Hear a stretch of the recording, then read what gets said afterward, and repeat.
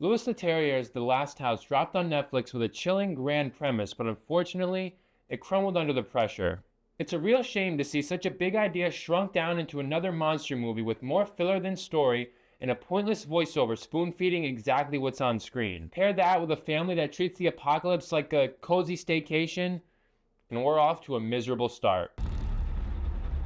The core concept really works for me. The idea of being trapped in your house by an unknown force is the exact kind of rat in a maze puppeteering I love. But once the rain falls and the locks click, the film dries up. They briefly panic and try to open and smash their way out to no avail. But very quickly, they give up on that idea and get cozy in the house. And then the tropes roll in. The daughter, Ruth, points out that the rain is different and that there's something out there, but she's completely brushed off by her parents. Worse, they keep saying once the rain stops, they'll be able to escape. Now, I'm not sure if they ran out of practical rain on set or spent most of their CGI budget on the monsters, but there's countless times where we look out the window and don't see any rain. And every time, the family doesn't even try to escape. Instead, they enter into a minutes-long, upbeat montage passing their days with love and laughter like they're in a Hallmark movie. It literally takes over a half hour for the film to remember it's a horror movie. Which takes us to Christmas Day, so cue the Hallmark music because this is officially a Christmas movie. The dread finally kicks in with the death of the elderly neighbors who ran out of food on like day 2. Which we know because conveniently all the nearby neighbors have whiteboards to communicate with.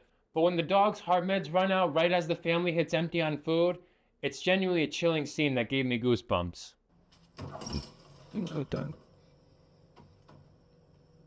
Sadly, it's immediately followed by another stretched out montage of the father Jason playing engineer with animal traps until a jump cut shoots us straight into the future. 5 years later, the kids are swapped out for older actors and the house is turned into a self-sustaining ecosystem, which would have been a cool montage to see. The set design is actually pretty sick, and it's here where we finally get a clear look at the monster. I actually really do like the look of the monster. It's like a mix between a predator and a kraken. And they did build and use a practical suit for some scenes, which is a plus for me. And when it hunts the family like a Jurassic Park kitchen raptor, moving with tentacles, claws, and an unsettling growl, it works.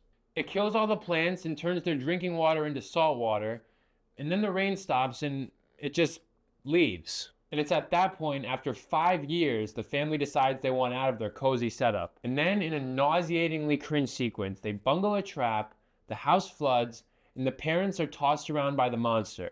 Now we are going to trap them. Graham, you'll track the creature. Ruth, you cast the line, and you lure it to me, and I'll set the hook to make her escape. They eventually catch the monster and tie it up, but then it gives them puppy dog eyes, and so they let it go, which in turn makes it open their door and let them go. Which begs the major question, what's the point of having a monster if it's just gonna starve people out, get easily trapped, and then hand out a happy ending? The whole rain and monster angle just seemed very pointless, and maybe it was the easiest thing they could think of with this big premise. This film could have been so much better if it wasn't relying on a monster. Make the rain like part of a government experiment or something. I'm going to give this film a 3 out of 10 for the hint of dread, the monster design, and a few working jump scares. But I want to know what you think. Did this film work for you, or would you have liked to see it done differently? Leave your thoughts in the comments, and while you're down there, hit like and subscribe if you enjoy what I have to say and want to see more. Nice seeing you. And then in a nauseatingly bungling...